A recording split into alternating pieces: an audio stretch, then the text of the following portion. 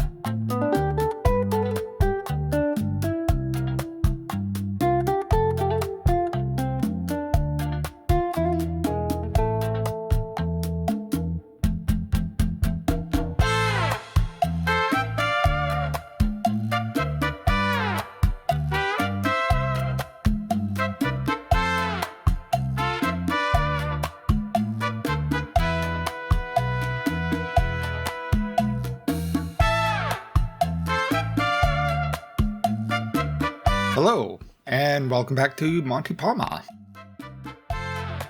For today's episode, what I'm going to be doing is finishing off some work in and around the tourist town of Bahia, Verdi. The first thing I'm going to be doing is connecting up some more road connections here. This island's going to have a pretty high population, so we're going to need some better road access than what we have. The small 4-lane bridge crossing the strait right here, it's not going to be enough. So we're going to be adding another bridge crossing at the far end and just connecting up. We're not going to be focused too much on this. It's just putting in road connections for the future. I imagine it's probably going to change a bit.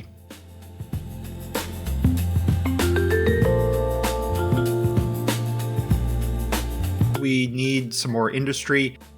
I am going to be fitting it in where I can. For this kind of development, it's going to be a little tricky. Everything's a bit of a jumble. So the residential, the commercial, the industry, it's all mixed in together, and just what might appear to be just like random. I think it's just how land use and development has worked out in this area. There isn't really a good central plan to a lot of this, even though we are going to be working on some what are essentially going to be considered planned areas during this build. A lot of it is still a bit random. What I'm working on right down here is, so we have two residential themes that are going to be playing out over the entire map in countless different ways. Residential areas for people with money, which is what I'm working on down here, and residential areas for low-income housing developments. And they're going to look very different. But my big issue is I have to build quite a lot of them. And I can't, in order to make them look really good, both areas, whether it's rich or poor, require a fair amount of detailing. I can't do it for everywhere, so I have to come up with a minimal detailing solution for these areas, which are going to be the majority of them. And then as I build out the region, obviously I'll pick out areas where I'm going to ramp up the detailing to really the actual examples of those sorts of builds.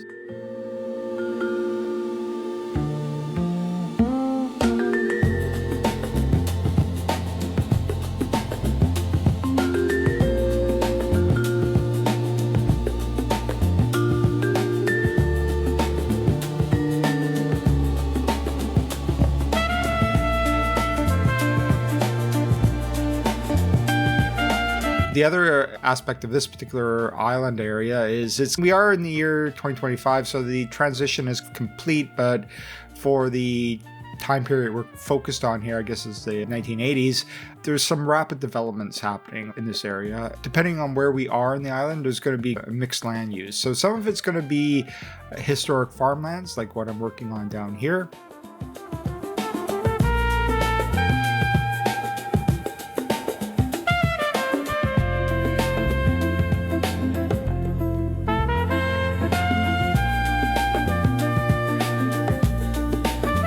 For crops, I'm trying to figure out what I'm going to have for crops. So I'm assuming we're in a Central American location. I said, now I obviously taking inspiration from Latin America, Central America, Caribbean, but I feel like we're settling into this is some sort of Central American country. These aren't going to be, in some ways they're going to be similar to the areas they're inspired by, but in other ways they're going to vary quite differently. The area I'm working on right now below us is going to be the low-income residential area. The hallmark of these is tightly packed buildings, very repetitious. There's no variety to these. They were just built out very quickly. A lot of the times they lack proper infrastructure. So like an area like this might not have like proper plumbing or electrical or any number of things. They're very uniform in style. We can play with the color a little bit. Right now, I'm also using static props for these buildings because I don't need the yards that come with them. So I'm going to do some basic detailing on top to do that. And I'm just embedding inside them service cubes to turn them into low-income housing.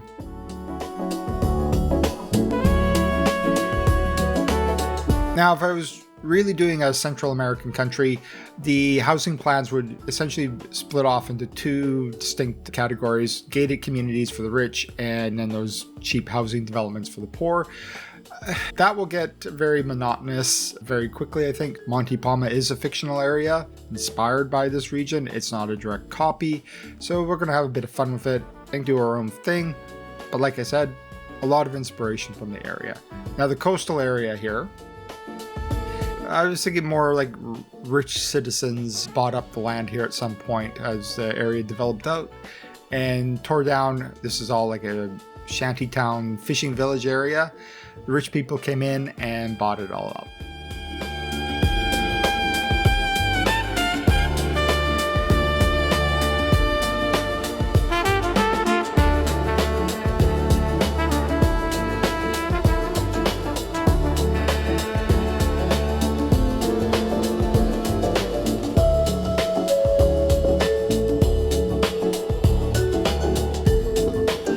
Now, once again, we're using static props because the way the zoning works in the game, zoning actual functioning houses will just flatten out the land and put in a huge yard, which I don't really want for cliffside housing. So we're going to go with static props, embed inside them service blocks again to turn them into functional housing. And then we're going to try to build these out in a way that they are conforming more to the actual terrain than what the vanilla game will actually allow.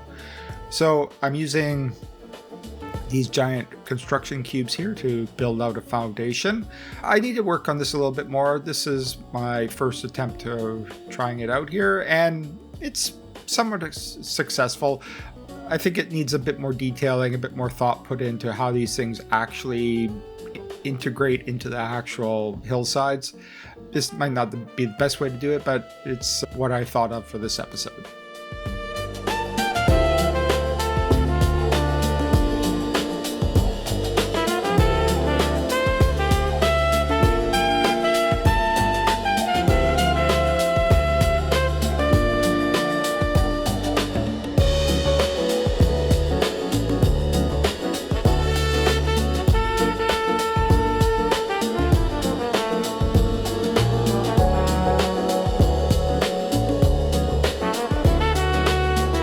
Another thing I need to think about here is even more modern developments. So this might be built sometime after the 1980s. I'm not really too sure where. More housing, social housing developments along the waterfront. This is the harbor facing side. So over the highway and over the bridge, the land value here won't be particularly high. I'm not going to be too focused on this area right now. I need to think about housing density. The game does put demands that I have to pay attention to. Low income housing, different housing types for different people. The game wants it, so I have to put it in. I don't want to get too crazy right now because this really bumps up the populations really quickly, and I don't have services over on this side quite yet to cater to all the demands. So a light touch. I'm just putting in what I'm building right here is more or less a placeholder for the future, so we can build this area out a little bit more.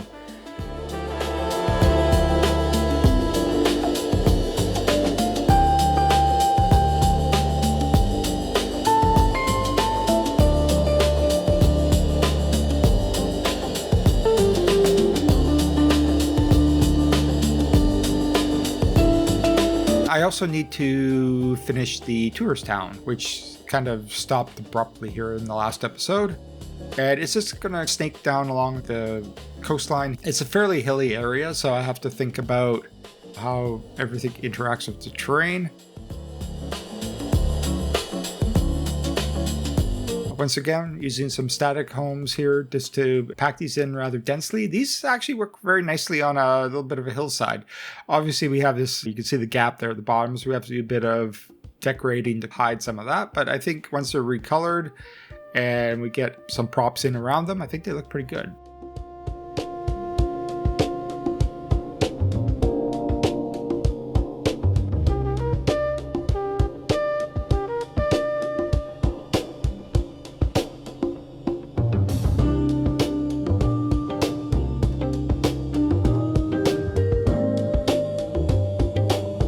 Once again, I'm also going to be using this trick with the Mediterranean buildings here, sinking them into the ground. This is just to really get buildings of a more appropriate height for what I'm building here.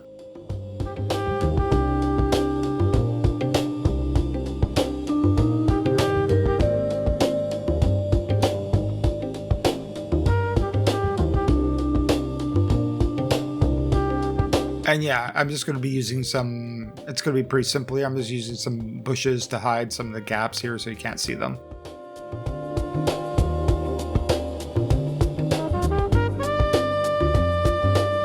What I'm imagining for this strip of coastline here is essentially an old dock area. It might have at some point in the past be more active than it is now. At this time in the history, it's just essentially some warehouses along the coastline here.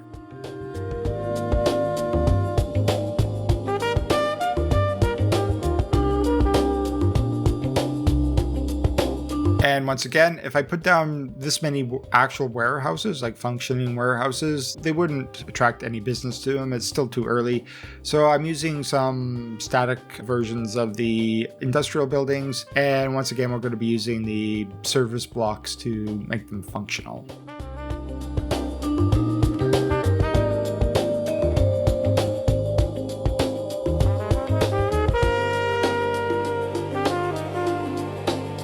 Now, these docks I've used here from the game, I've noticed that these actually are transportation docks of some sort. They actually have a little ticket booth at the very end of them.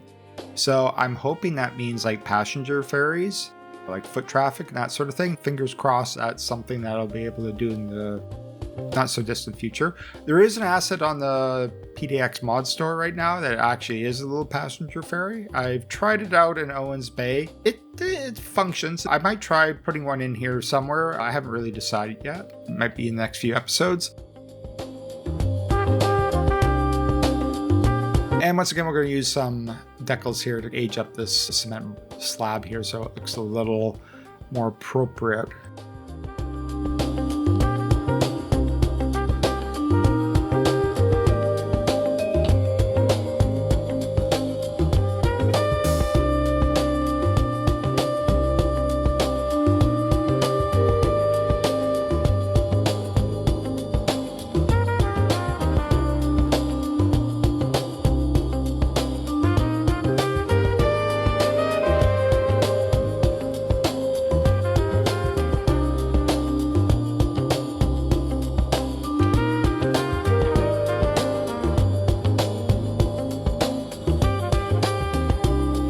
I don't necessarily want like a continuous strip of like industrial and warehouses and docks and stuff in here. So I'm going to be putting in just a little tiny beach.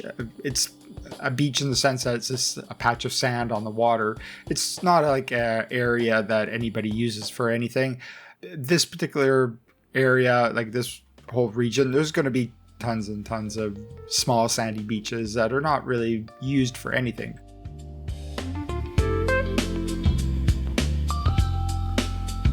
Now for the rich neighborhood, this ideally should be a gated community, and I was thinking of it in those terms, but what I've realized here is there's a lot of different road connections in and out of it, so it wouldn't really function as a true gated community.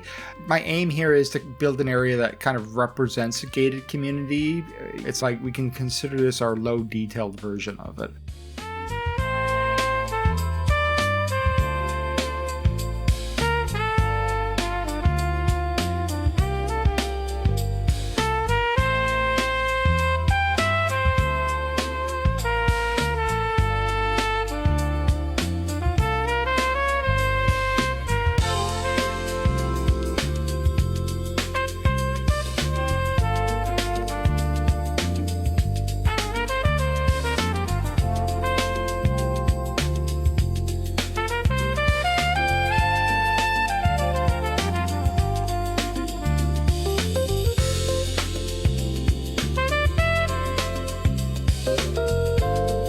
I want a bit of variety for these warehouses along the waterfront here. So we're going to be using an extractor building from like an agricultural asset here. I think these are the cow sheds or something along those lines. Static assets once again. And we'll be embedding inside these industrial cubes to make them functional. I just want something, the kind of nice thing about these is they look rather old. Like they don't look like new buildings in any way. That's one difficulty of this game, is finding buildings that look historic for different purposes. And I thought this was a nice way to go about this.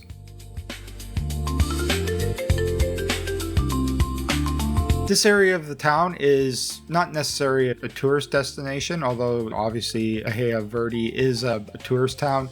This is a bit more of a working area. It is adjacent to the tourist areas, but it's not made for tourists in any way.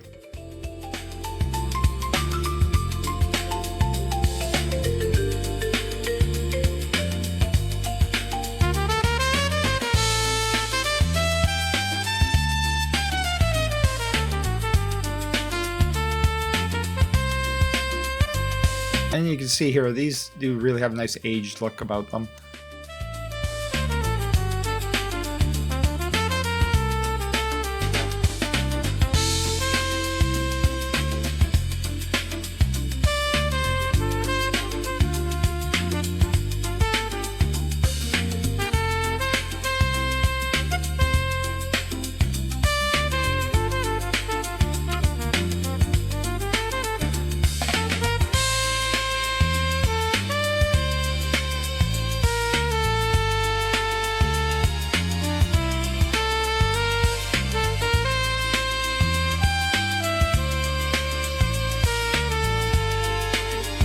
And once again, we're going to be relying a lot on static noises, surface decals here to just give the look of the infrastructure is far from perfect and definitely in need of some maintenance, which is probably not going to get.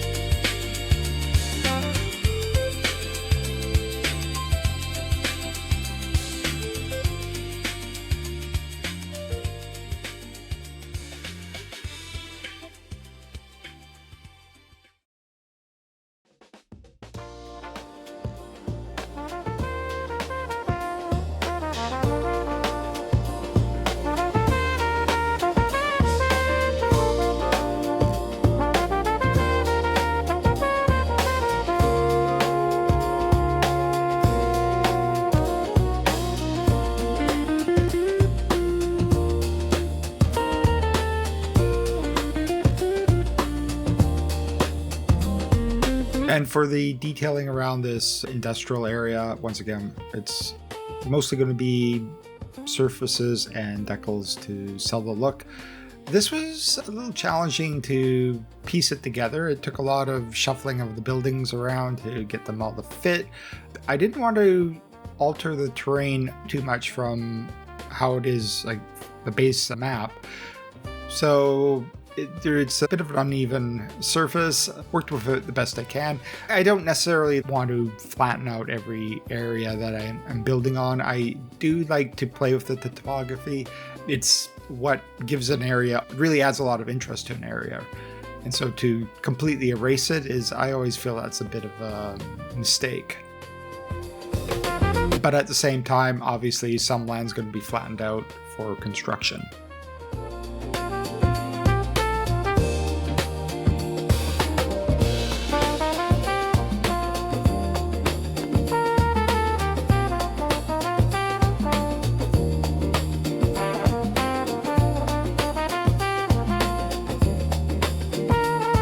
I didn't want to go put in all industrial in here, so I am also going to sneak in a few offices as well.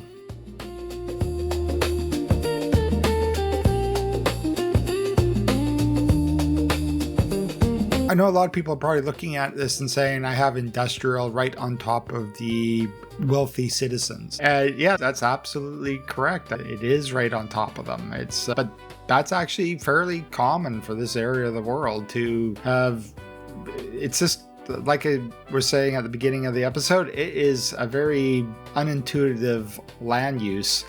I have to say the land use for me seems a bit odd, but I think it's just how the area develops. It's more about how much money you're putting up front to get things done rather than how functional your actual local and state governments are.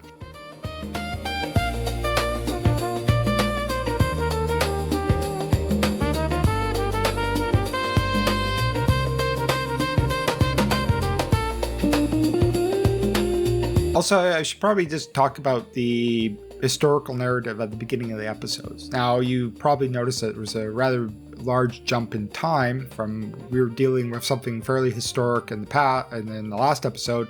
In this episode, we've jumped several centuries into the future. And that's how it's going to go. I can't create the history in a linear story mode because that's not how the game works. The game is not a historical simulation, right? It's just a city builder in its modern setting. And sometimes that's going to require me to build things which are seemingly out of sequence. But that's just going to be the way it's going to happen. I am keeping a timeline, so all the history is getting, as I build out each area and add to the timeline, the story elements get added to the timeline so I can refer to it in the future. So just to make sure we have continuity, even though this sequence of historical events are going to be out of sync. Also, we have to keep in mind that We're going to jump around in the history quite a lot as I build out different areas of the map, different towns. I have a whole bunch of plans for all sorts of things, but all those things develop at different points in history. They don't all develop in a linear sense. And so there's going to be a lot of jumping around here.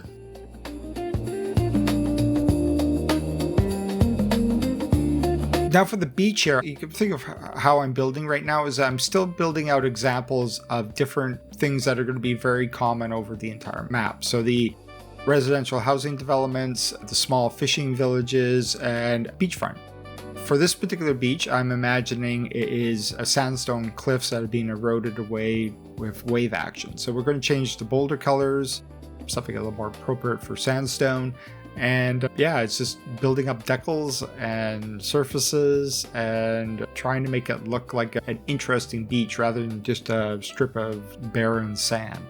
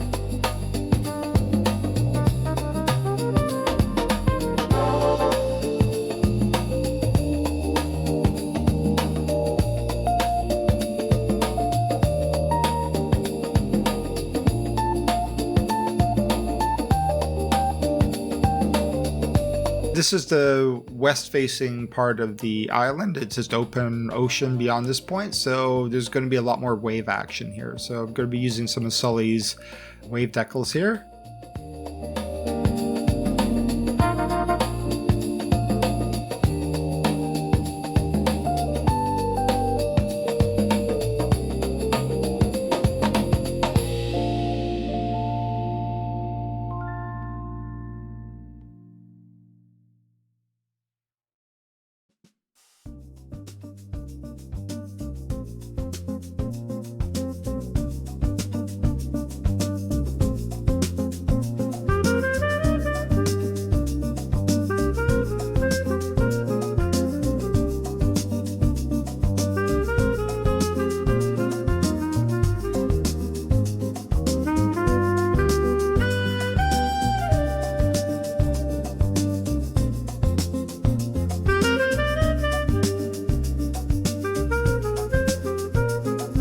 Now this was really something that was really finicky to do here. This railing along the edge of these buildings. Trying to move it with props on props is very challenging. These fence segments are from the European waterfront assets. There are a lot of nice fences and posts and all sorts of things on the buildings, and they are separate props from the actual base building, so you can select them and use them to create your own, which I haven't done a whole lot up to this point, but I think for this particular build, it's probably something I'm going to be doing a lot more of.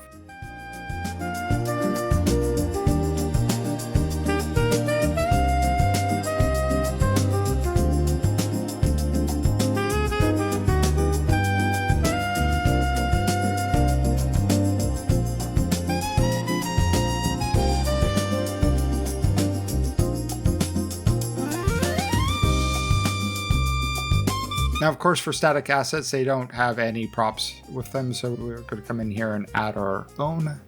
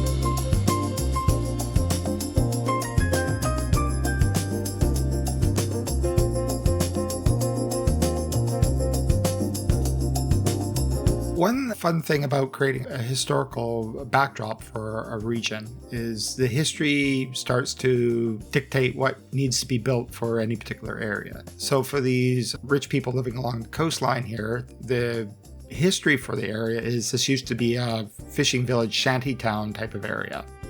I felt that it would be important here to include some remnant of that actual history. I'm going to be putting in some docks or the ruins of docks, so just the posts that have been left behind.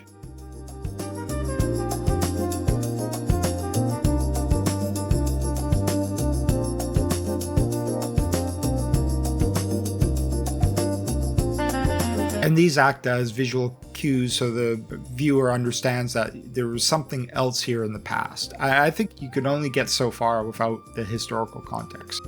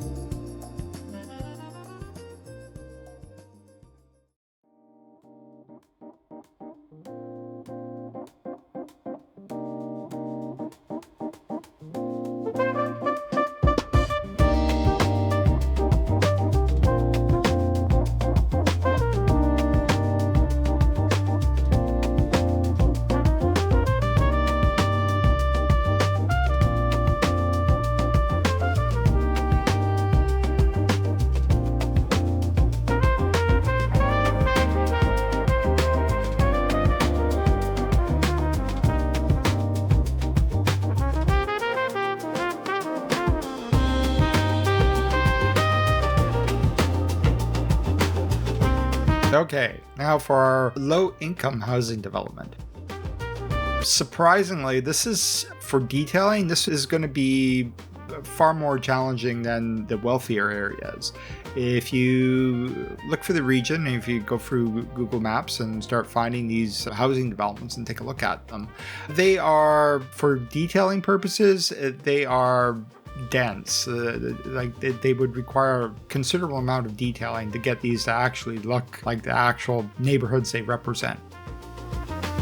As I said at the beginning of the episode, I can't do that for every single one of these over the entire map. Obviously, I'm going to pick out examples as I build out the area where I am going to go to that detailing level.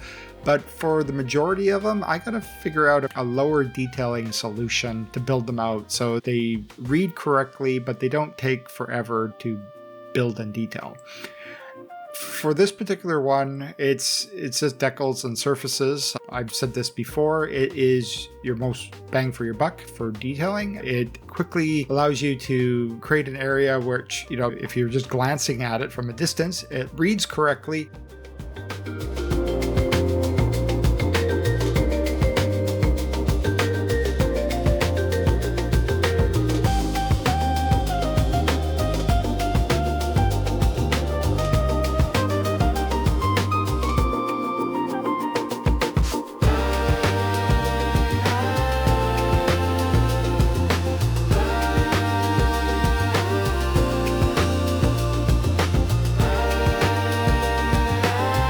Even this low detailing solution I'm coming up here with the surfaces it still takes a fair amount of time to actually detail all this area in.